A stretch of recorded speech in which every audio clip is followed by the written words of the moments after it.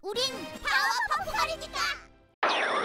파워퍼프걸, 설탕, 향신료, 예쁘고 깜찍한 것들, 그리고 예상치 못한 실수로 추가된 케미컬 X로 탄생한 슈퍼파워를 가진 블로섬, 버블, 버터컵, 이 세 명의 소녀가 타운스빌을 위협하는 악당들을 저지하는 내용을 그린 만화로 귀여운 그림체, 괜찮은 액션씬, 개성있고 다양한 악당들과 참신한 스토리로 많은 사람들에게 깊은 인상을 남긴 만화입니다. 이번에는 이 만화에 대한 알아도 쓸데없는 TMI를 알아봅시다. 제작자 크레이그 맥크랑에는 대학 시절 파워퍼프걸의 프로토타입격이라고 할 수 있는 오페스 스튜를 바탕으로 1995년 2월 20일에 더 와더 카툰쇼에서 미트 퍼즐럼킨즈라는 제목의 파워퍼프걸의 파일럿 에피소드를 공개했습니다. 이때 프로그램의 제목이 바뀐 이유는 카툰 네트워크 측에서 이 S라는 단어가 어린이 프로그램명으로 쓰기에는 부적절하다는 피드백을 받아서라고 합니다. 이 외에 프로그램 이름 후보로 울트라 바이올렛, 리틀 파워퍼프걸스가 있었다고 합니다. 이후 카툰 네트워크의 정식 프로그램으로 채택되어 1998년 11월 18일에 첫 번째 에피소드를 방영했고 카툰 네트워크 역사상 가장 높은 시청률을 기록했다고 합니다. 삼총사 특유의 이 큰 눈동자, 이런 외형에 가장 큰 영감을 준 것은 큰 눈을 가진 주제의 그림으로 유명한 아티스트 마가렛 킨이라고 합니다. 제작 초창기에 파워퍼프걸들이 너무 벌레처럼 생겼다는 컴플레인이 들어와 제작자는 삼총사에게 손가락과 코 등의 디테일을 추가한 적이 있었다고 합니다. 이 컨셉 아트는 시즌5 실수투성이 발명가라는 에피소드에서 재활용되었습니다. 같은 회사에서 방영한 덱스터의 실험실 만화와 관련된 이스터에그가 굉장히 많이 나옵니다. 한때 3인조 강도단이 파워퍼프걸 흉내를 내면서 범죄를 저지른 적이 있습니다. 이 에피소드에서 삼총사가 다니는 유치원에 낮잠을 자고 있는 아이들 중에 덱스터가 있습니다. 이렇듯 잠깐 지나가는 식으로 덱스터가 자주 등장하며 브로콜리 외계인들이 마을을 습격하는 에피소드 야채가 싫어요 편에서는 덱스터의 아버지도 나옵니다.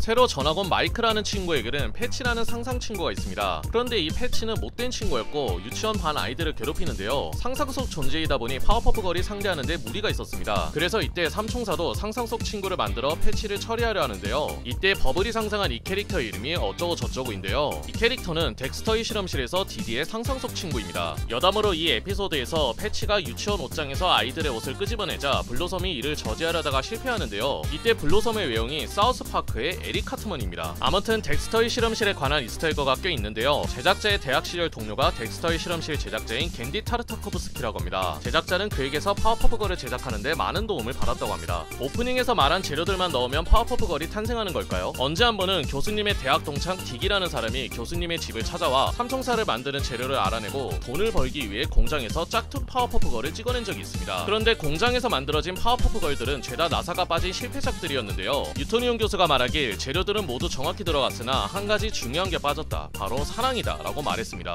그럼 설탕 대신 인공 감미료, 향신료 대신 흙이랑 작은 나뭇가지들, 그리고 크레용, 책, 도마뱀, 럭비공, 버터컵 주먹 등 예쁘고 깜찍한 것들과 실수로 케미컬 X를 넣으면 슈퍼파워를 가진 소녀 버니가 탄생합니다. 근데 상태가 좀 안 좋죠. 안 좋은 이유는 당연히 말한 재료들을 제대로 안 넣어서 시청자를 향해 달려가고 악당들을 때리는 이 오프닝 시퀀스는 1966년에 방영한 아담 웨스트 주연의 드라마 배트맨의 오프닝을 패러디한 것이라고 합니다. 또 타운스빌 시장님의 사무실은 이 드라마에서 고든 청장의 사무실을 모티브로 했다고 합니다.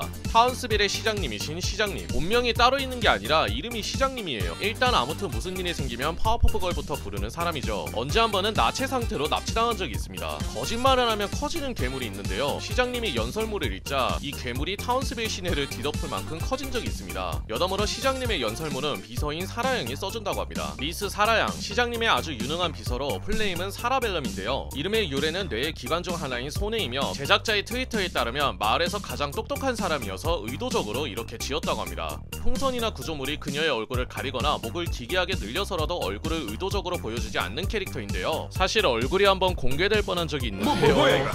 10주년 기념으로 방영한 특별편에서 세상을 지배할 수 있는 열쇠를 차지하려고 서로 싸우는 파워퍼프걸을 보고 마을 사람들이 실망해하는데 이때 부분적으로 얼굴이 드러났습니다. 앞에서 말한 이 특별편에서 세상을 지배할 수 있는 열쇠를 악당이 차지했는데 그 악당이 누구냐면 바로 모조조조입니다. 그렇게 세상을 지배한 모조조조는 전염병을 없애고 북극이 더 이상 녹지 않게 만드는 등 세계를 평화롭게 만들었습니다. 하지만 너무 평화로워서 이걸 버티지 못한 모조조조가 미쳐 날뛰고 결국 세상은 원래대로 돌아갑니다. 타운스빌은 물론이고 지구를 정복하고 싶어하는 굉장히 잔혹하고 사악한 원숭이 악당 모조조조. 이 원숭이 악당이라는 캐릭터 컨셉은 1971년에 방영한 일본의 특촬물 더 스펙트리맨 고고에서 나오는 악당 닥터고리에서 영감을 받았다고 하며 모조조조가 쓰고 있는 이 모자 브레인캡은 1976년에 일본 토에이에서 방영한 더 카게스타에서 따온 것입니다. 모조조조는 사실 과거의 유토니온 교수의 조수였습니다. 아주 똑똑하고 유능하게 감옥의 개뿔 그 얌전하고 순한 유토니온 교수님이 눈에 불까지 타오를 정도로 화나게 만든 최악의 조수였죠. 어린 모조조조는 평소처럼 유토니온 교수님을 방해하는데 이때 케미컬 X가 담긴 병이 깨졌고 그렇게 파워퍼브 걸이 탄생합니다. 내가 쟤들을 탄생시켰다고? 언제 한 번은 유토니온 교수가 만든 타임머신을 이용해서 과거의 유토니온 교수님을 제거하러 갔는데요. 과거의 유토니온 교수는 지금과는 달리 과거를 싫어하고 공부를 멀리하는 악동이었습니다. 모조조조를 따라 과거로 간 파워퍼프 걸이 어린 유토니온 교수를 모조조조로부터 구했는데 이때 유토니온 교수가 자신을 구해준 이 3명의 소녀를 보고 저렇게 완벽하고 멋진 소녀를 만들어야겠다고 다짐했다고 합니다. 그러니까 결론은 파워퍼프 걸이 탄생하게 된 가장 큰 원인이 바로 모조조조인 거죠. 모조조조의 근거지는 타운스빌 시내에 있는 화산 꼭대기에 있습니다. 근데 대놓고 악당의 기지가 있는데 시민들은 그다지 크게 신경 쓰지 않습니다. 심지어 여기가 관광 명소라고 합니다. 극장판에서 밝혀진 바로는 이 기지를 짓는데 파워퍼프 걸이 도와줬습니다. 모조조조는 여장을 하고 파워퍼프 걸의 잠옷 파티에 참석한 적이 있습니다. 감옥에서 죄수의 곁털, 달팽이, 개, 꼬리털을 변기물에 넣어서 파워퍼프 걸의 TS 버전인 라우디러프 보이즈를 만든 적이 있습니다. 얘네들은 그 파워퍼프 걸을 힘으로 압도하는 강력한 빌런이며 그녀들은 힘으로 라우디러프 보이즈를 쓰러뜨린 경우가 없습니다.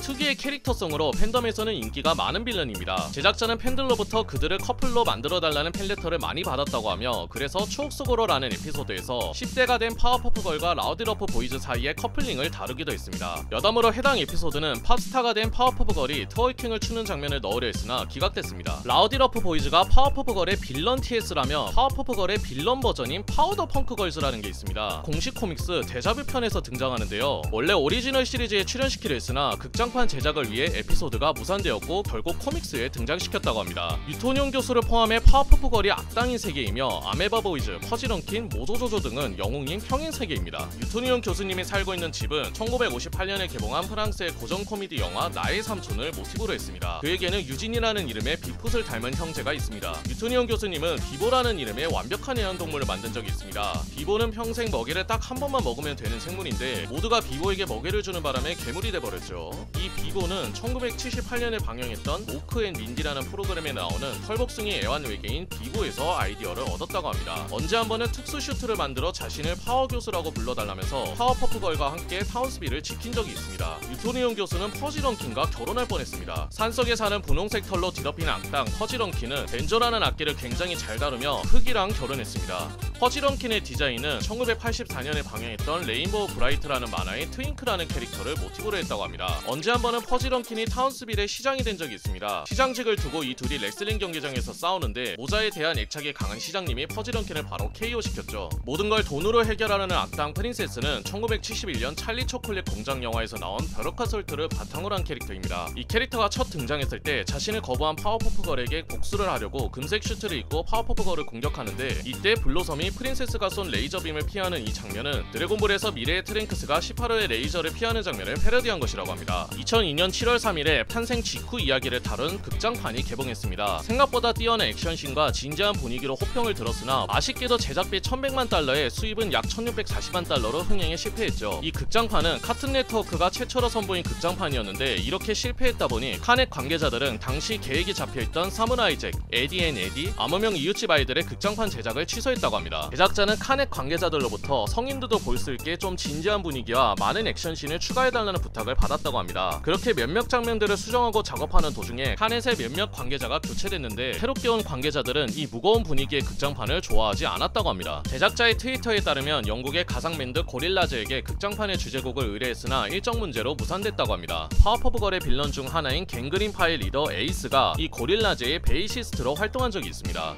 언제 한 번은 버터컵이 갱그린파의 리더 에이스에게 사랑에 빠진 적이 있습니다. 갱그린파의 피부가 녹색인 이유는 여드름 치료를 잘못해서. 제작자의 블로그에 따르면 조커가 타운스빌을 습격하고 그걸 파워퍼프 걸이 막는다는 내용의 DC 유니버스와 크로스오버를 생각한 적이 있다고 합니다. 이 만화의 매력 포인트 중 하나는 나레이터이거든요. 해설자 지금 그런 말 할 때가 아니에요. 직접 만화 캐릭터에게 말을 걸고 그걸 반응하는 만화 속 캐릭터들이라던가 모조조조가 사람을 강아지로 만드는 장치를 나레이터에게 사용하자 등 제4의 벽을 깨트리는 연출이 많이 나오죠. 그리고 만화 끝날 때 나레이터는 항상 오늘도 역시 도시는 안전합니다. 모두가 파워퍼프 걸 덕분이죠. 라고 말합니다. 근데 이 멘트에 여러 바리에이션이 있는데요. 파워퍼프 걸이 항상 위험에 노출되는 모습을 보고 걱정된 유토니움 교수가 다이나모라는 로봇을 만든 적이 있습니다. 물론 강력한 그녀들에게 필요없는 발명품이었으나 야간 종이배경조도 중 나타난 괴물을 자신들의 힘으로는 도저히 쓰러뜨릴 수가 없어서 이 다이나모를 사용하는데요. 치열한 전투 끝에 이 괴물을 물리치지만 도시가 개판이 나버렸죠. 이때 나레이터는 오늘도 역시 도시는 안전합니다.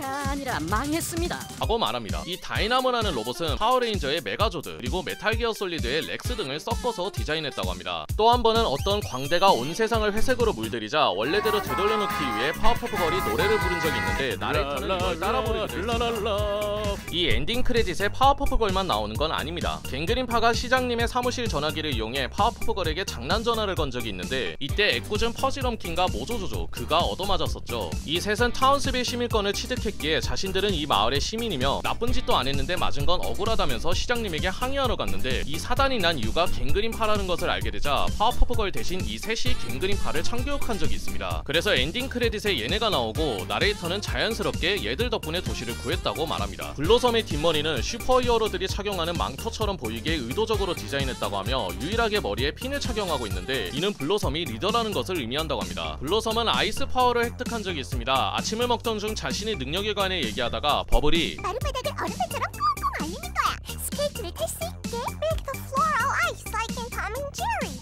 통과제리 제리의 바보지 편을 언급한 것입니다. 이때 제리가 부엌 바닥을 물로 채우고 얼린 다음 스케이트를 탑니다. 블로섬은 더 프로 엑셀런스라는 골프채를 훔친 적이 있습니다. 버터컵의 원래 이름은 버드가 될 예정이었으나 이름이 너무 남자 같아서 변경했다고 합니다. 이 버드라는 이름은 스미스 가족의 아들의 이름이기도 합니다. 버터컵은 목욕하는 것을 굉장히 싫어합니다. 타운스빌 시내에서 유일하게 혀를 둥글게 말 수 있는 사람은 버터컵입니다. 버블의 이름이 왜 버블이냐면 그녀가 웃는 모습이 마치 비눗방울처럼 톡톡 튀는 것 같이 귀엽다고 유토니움 교수가 버블이라는 이름을 붙여줬습니다. 삼총사 중 가장 마음이 여려서 그런지 우는 장면이 자주 나오며 동물을 굉장히 좋아해 다른 사람 몰래 집에 동물들을 숨겨놓은 적도 있습니다.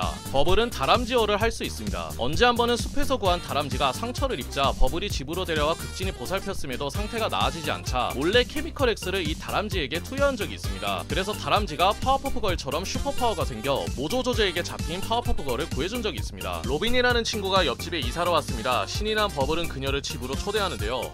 실험하다가 실수로 우릴 만드셨어. 아, 그래. 실수는 실수지. 하하. 괜찮아요 교수님. 저도 실수로 태어났어요.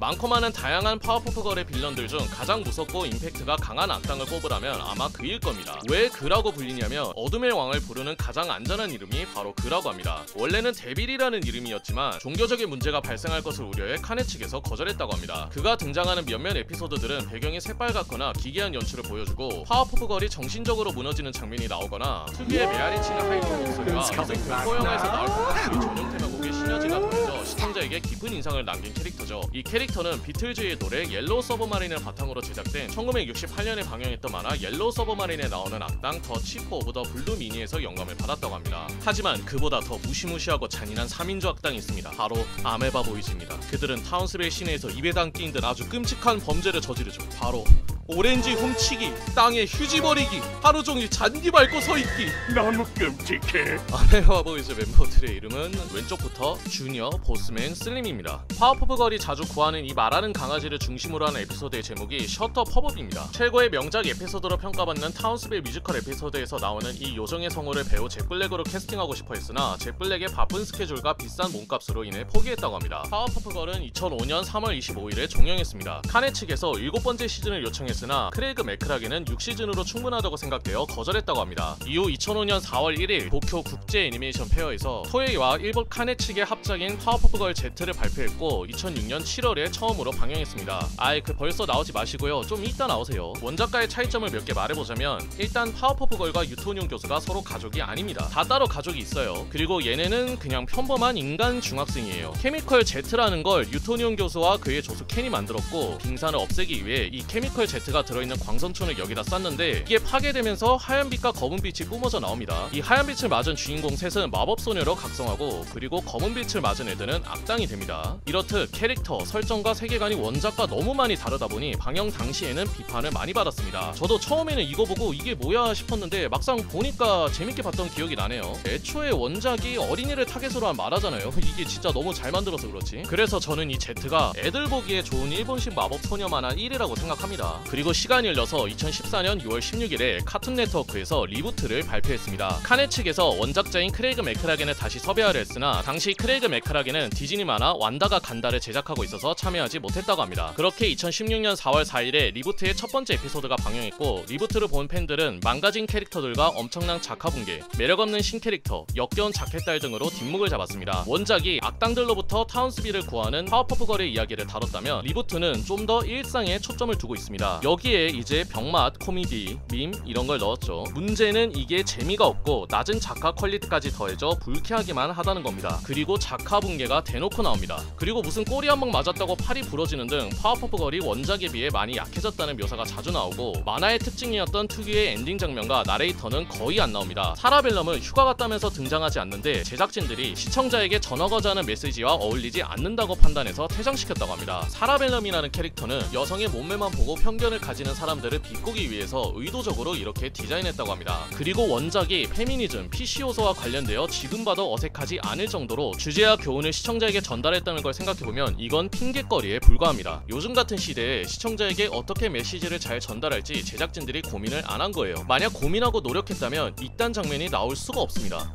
그냥 집에 가서 인형이나 갖고 놀아. 귀여운 공주님. 방금 나한테 공주님이라고 했어? 블로섬이 제러드 샤피로라는 어떤 남자아이에게 반하고 사랑에 빠지는데, 그 사랑에 빠지는 과정이 그냥 부딪히니까 사랑에 빠져요. 그니까 한눈에 반한 거죠. 그리고 이후에 얘네 둘이 커플링 그려지는 장면이 꽤 많이 나옵니다. 뭐 이렇게 미뤄지나 싶어서 사실 알고 보니 흑막? 이런 전개일 줄 알았는데 아니더라고요. 이 캐릭터가 리부트의 각본가인 제이크 골드먼과 아주 비슷하게 생겼고, 이 사람이 자신이 가장 좋아하는 캐릭터가 블로섬이라고. 게다가 이 캐릭터의 성우가 제이크 골드먼 이 사람입니다. 내가 좋아하는 만화 캐릭터가 나를 사랑하게 만든다? 뭐 본인들은 자켓딸이 아니라고 하지만 글쎄요. 디자인에 개성 있는 것도 아니고 그저 흔해 빠진 너드 캐릭터에 사랑에 빠지는 주인공을 팬들이 참 잘 받아들이겠어요. 안 그래도 만화 상태 개판인데 새로운 멤버라면서 등장한 파워퍼프걸들의 언니 블리스티나 뭐 어쩌고 저쩌고. 그러니까 블리스는 삼총사가 만들어지기 8년 전에 유토뇽 교수가 만들었어요. 얘가 감정이 격해지면 주변을 초토화시킵니다. 너무 강해서 자기 힘을 통제 못해요. 그러던 어느 날 블리스가 아침에 시리얼이 먹고 싶은데 우유가 없어서 화를 내니까 폭발했는데 사라졌어요. 없어졌으니까 유토뇽 교수는 얘가 죽었다고 생각하죠. 근데 운 나쁘게도 얘는 살아있었습니다. 자기 능력 위험하니까 섬으로 떠났어요. 거기서 이제 미라는 코끼리를 만나고 능력을 어느 정도 조절할 수 있게 됐죠. 그러다 이제 자기 동생들이 위험에 처하니까 다시 돌아왔다는 그런 설정입니다. 그리고 반전이 하나 있습니다. 바로 미. 이거 거꾸로 하면 힘, 그예요. 그가 이제 블리스의 트라우마를 건드려서 현혹시키고 합체를 하거든요. 이게 블리스의 트라우마가 의도치 않게 남에게 피해를 주는 거예요. 근데 이 트라우마를 증폭시키는 게 악당이 아니라 유토니움 교수예요. 원작에서 유토니움 교수님이 파워퍼프걸에게 뜻깊은 조언과 자상한 모습을 보여줬던 데 비해 여기 리부트에서는 눈앞에 파워퍼프걸이 다치니까 앞뒤 상황 파악하지도 않고, 내가 바로 이래서 너한테 싸우지 말라는 거였다. 넌 힘을 통제할 줄 모른다. 애들이 다쳤잖니. 넌 절대 힘을 통제 못할 거다 라고 말합니다. 그 유토니움 교수가요. 차라리 모조조조가 이런 대사를 하는 게 더 좋았다고 생각합니다, 저는. 그리고 블리스의 디자인이 파워퍼프걸이랑 어울리나요? 차라리 나이가 많다는 설정만 붙이고 삼총사랑 똑같이 디자인하는 게 더 좋았다고 봅니다. 그리고 이렇게 강력한 신 캐릭터가 주인공 라인에 들어가면 어떻게 되죠? 다른 애들이 쩌리가 됩니다. 그리고 님들이 생각하는 그거 맞고요. 아, 물론 리부트에도 좋은 점이 있어요. 제가 생각하기에는 일단 오프닝이 좋습니다. 끝. 신 캐릭터도 매력없어, 스토리도 작화도 제다 이상해. 그렇게 평론가와 팬덤의 끝없는 비판을 받으며 시청률은 하락세를 탔고 결국 파워퍼프걸 리부트는 2019년 6월 16일에 종영했습니다. 추가로 2021년 5월부터 파워퍼프걸 굿즈가 리부트의 그림체가 아닌 오리지널 그림체로 변경됐습니다. 여러분 안녕.